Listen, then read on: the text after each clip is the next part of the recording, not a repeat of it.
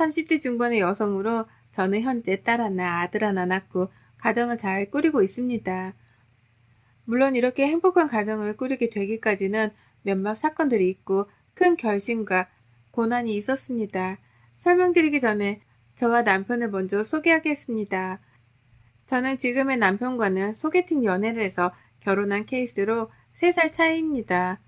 저는 딸 둘 중 둘째로 태어났고 저희 남편은 누나만 5명, 아들 1명인 집안으로 정말 귀한 아들입니다. 그래서 저는 결혼할 때 사실 좀 힘들었습니다. 신우가 5명의 정말 귀한 집안의 아들의 며느리니까 스포트라이트를 한 몸에 받았습니다. 그래도 저는 싹싹하면서도 애교가 많은 성격을 가진 덕에 결혼 준비를 하면서도 시어머니와 신우의 예쁨도 받고 큰 트러블 없이 진행이 되었습니다. 그런데 결혼식을 정하고 식만 앞둔 일주일 전 시어머니가 연락이 왔습니다. 결혼 일주일 전은 보통 모든 걸 다 준비 끝내고 마인드 컨트롤만 하는 시기입니다. 아가, 다 너희를 위한 거니까 지금 당장 예약한 결혼식장 취소하고 내가 지금 알려주는 식장으로 결혼식 날짜 또한 바꿔서 예약해라. 알겠지? 정말 중요한 문제니까 당장 취소하고 지금 알려준 곳으로 알려준 날짜로 바꿔. 알았지? 다짜고짜 갑자기 전화해서는 미리 예약한 결혼식장을 취소하고 결혼식 날짜도 다 이미 나왔고 청첩장까지 나왔는데 한 달 뒤에 날짜로 결혼식 날짜를 바꾸고 결혼식장까지 바꾸라는 통보한 시어머니. 이게 무슨 일인가 싶었습니다. 그리고 저는 그냥 하시는 말씀이겠지 생각하고 취소하지 않고 하루가 지났습니다. 그런데 다시 또 시어머니가 전화를 해오더니 정말 엄청 큰 화를 냈습니다. 너 내 말을 한 귀로 듣고 한 귀로 흘렸니? 당장 그 결혼식장 예약한 거 취소하고 날짜도 바꾸라고 했잖니. 아니 어머니 진짜로 하신 말씀이세요? 그런데 이미 지금 예약을 했고 취소하기에는 너무 촉박한 날짜이고 위약금까지 지불하면서 취소할 이유가 없는 것 같아서요. 얘 봐라. 취소할 이유가 없다니. 우리 아들이 죽게 생겼는데 우리 아들 그날 거기서 결혼하면 2달 안에 죽는다고 했다. 그러니까 네 남편 살리고 싶으면 당장 바꿔라. 내가 지금의 아들을 어떻게 키웠는데. 아니 그게 무슨 말씀이세요 어머님. 혹시 점 보셨어요? 요즘 누가 점을 믿어요. 그러지 마세요 어머님. 지금 취소하면 결혼식장부터 시작해서 하객들에게 다 다시 알려야 하고 신혼여행은 또 어떡해요. 점이 뭐 나쁜 거니? 미리 예방하고 지키고 피할 수 있는 거 피하면 좋지. 그리고 점 너 무시할 거 못 된다. 당장 바꾸거라. 내 아들 죽는 거 나는 절대 못 본다. 어떤 아들인데 무당 말 안 들어서 죽게 되면 네가 책임질 거야? 정말 황당한 요구였습니다. 남편과 상의를 해보았습니다. 그런데 의외의 반응이 나왔어요. 지금의 남편 또한 결혼식을 앞둔 그날 어머니의 말이 맞다라면서 어머니가 찾아가서 중요한 일이나 고민이 있는 것에 대해서 점을 치면 100% 맞았다라면서 바꾸자고 했습니다. 사실 저는 점을 믿지 않는 사람 중 하나라서 정말 어이가 없고 말도 안 된다 생각했지만 남편이 죽는다고 하는 말을 이미 들어서 그런지 찝찝하고 기분이 좋지 않았습니다. 그래서 울며 겨자 먹기로 위약금을 물고 어머님이 아니 무당이 정해준 결혼 날짜와 함께 지정해준 결혼식장을 예약하고 결혼식을 진행하였습니다. 이 당시 5명의 시누이가 제 편을 들어주면서 옳게 엄마 말 듣지 마요. 처음부터 그렇게 하면 끝도 없어요. 라고 말씀을 다 똑같이 해주셨습니다. 사실 좀 의아했습니다. 왜 엄마 편이 아닌 내 편일까?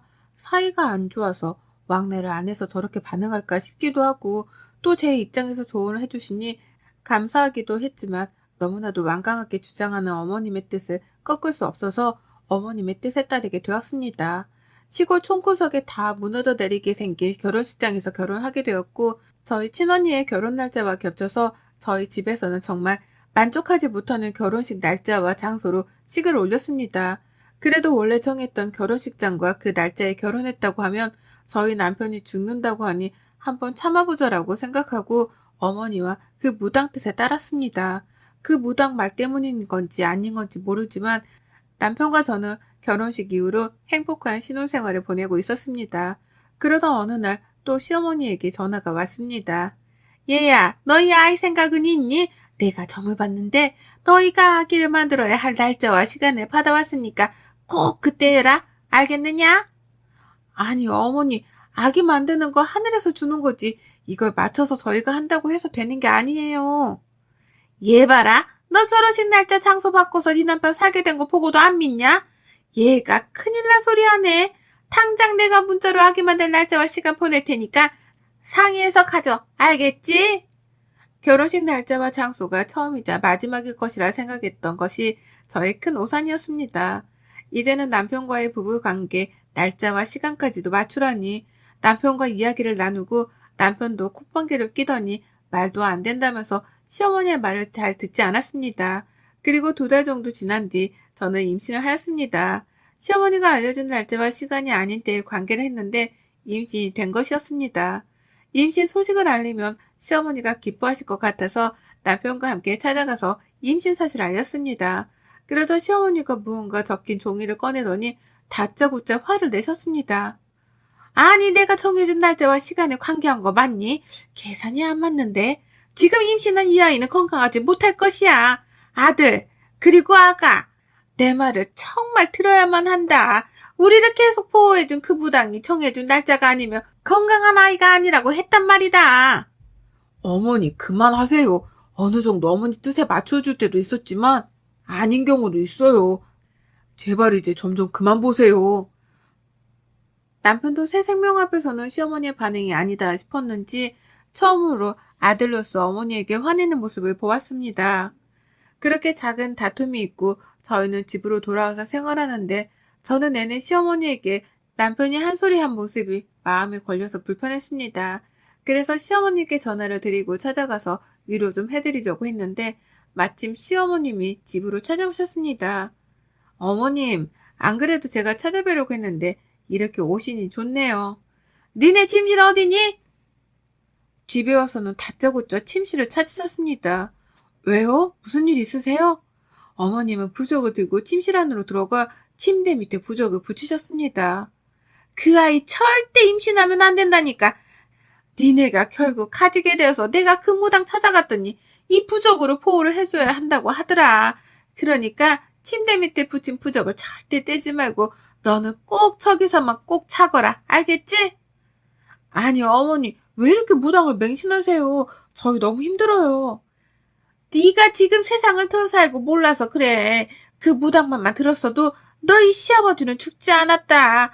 네 시아버지 그니까 우리 애들 아빠처럼 저 세상 빨리 보내고 싶은 거 아니면 내 말 들어.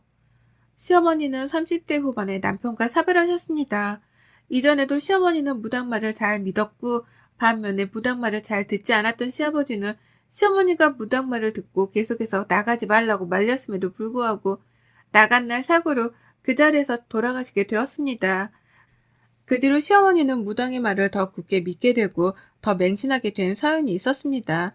하지만 너무나도 지나친 집착이 돼버린 시어머니의 무당 맹신은 저희 부부의 생활과 관계에 있어서 불편함을 주고 있었습니다. 물론 시어머니가 남편과 일찍 사별하고 나서 그 상처 속에 계속 갇혀있고 무당의 말을 들었더라면 안 그랬을 텐데라는 안타까움이 있지만 이 세상의 고난과 안 좋은 일을 무당의 말로 다 막을 수 있다라면 불행은 없겠죠. 하지만 세상이 다 그렇지만 않다. 무당의 말로 막을 수 있는 것이 아니다라고 생각하는 저는 시어머니의 이런 행동을 막아야만 한다라고 생각했습니다. 물론 남편과 많은 이야기를 해야 했습니다. 호르몬이를 매몰차게 차는 남편이 아니기에 시어머니의 무당맹신의 사건이 있을 때마다 많은 이야기를 나누었습니다. 그리고 이쯤에서 멈추시겠지라고 생각하며 지내던 어느 날 생각지도 못한 일이 터졌습니다. 새 생명을 품고 있던 저는 혼자 점심을 먹다가 갑자기 배가 아파서 병원에 가게 되었습니다. 그런데 생각지도 못한 아이의 심정지, 4개월 정도 품고 지낸 새 생명의 아이가 이렇게 저희 부부의 품을 떠났습니다. 유산의 슬픔과 아픔을 이겨내지 못하고 누워서 지내고 있던 때에 시어머니가 집으로 찾아오셨습니다. 내심 시어머니 위로를 기다렸던 저는 시어머니가 반가웠습니다. 그런데 시어머니는 오시더니 제가 누워있는 침대 밑을 보시면서 무언가 찾으셨습니다. 어딨어? 내가 저번에 붙여준 거 어딨어? 네? 뭘 말씀이세요, 어머니? 얘 봐라. 내가 500만 원이나 들여서 부적 가지고 와서 네 침대 밑에 붙여줬잖아. 네가 처음부터 내가 알려준 날짜에 관계를 가지고 얘를 가졌으면 이렇게 돈 나갈 일도 없고 얘가 잘못될 일도 없었을 거 아니냐. 그 부적 쓴 돈도 날리고 애도 날리고 왜 이렇게 말을 안 듣는 거니? 아니 어머니 부적을 그렇게 큰 돈을 주고 쓰셨어요? 그리고 그 부적 때문에 지금 저희 아이가 잘못됐다고 믿는 거세요? 아직도 얘가 정신을 못 차렸다 못 차렸어. 시어머니는 위로는커녕 오자마자 부적을 잡고 답답함만을 표현하고 가버리셨습니다.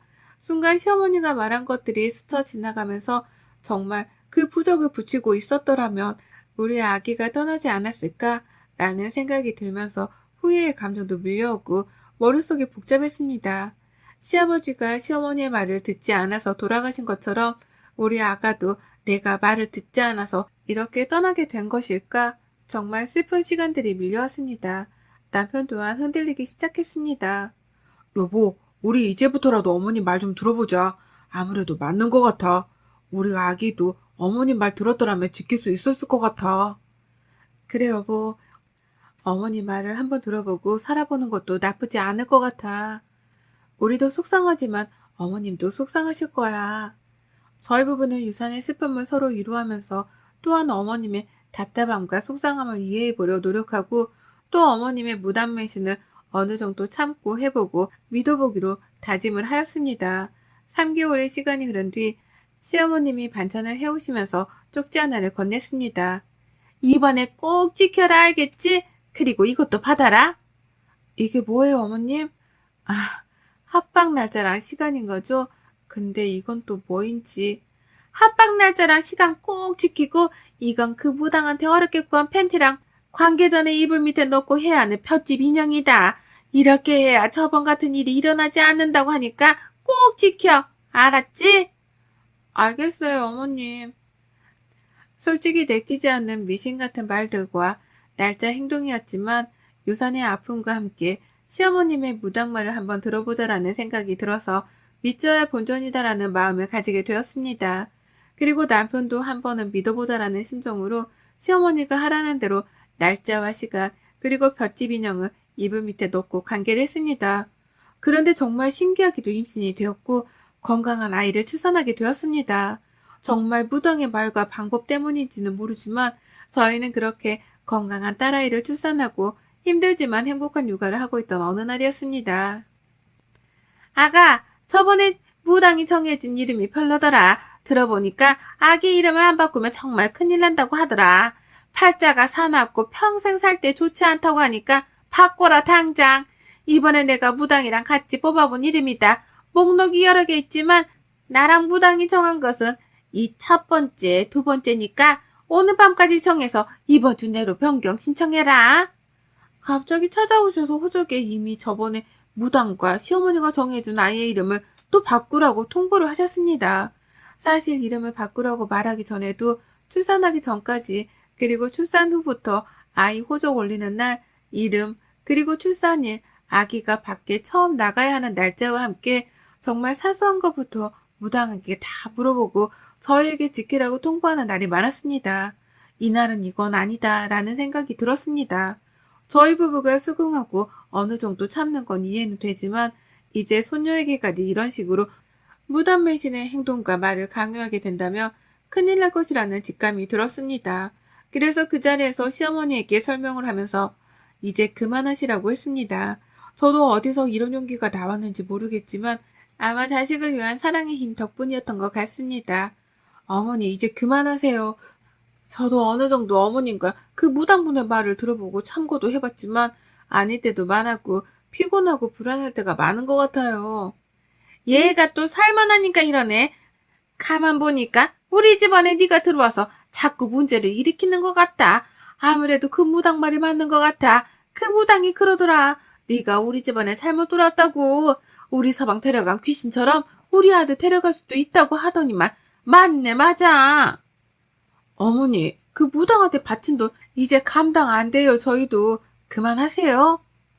어머님은 재력이 어느 정도 있으신 편이었지만 최근에는 손녀딸 사랑으로 무당에서 점을 치고 부적을 쓰느라 돈을 많이 사용하시고 남편에게 얼마씩 타서는 계속 점치면서 부적을 사오고 계셨습니다.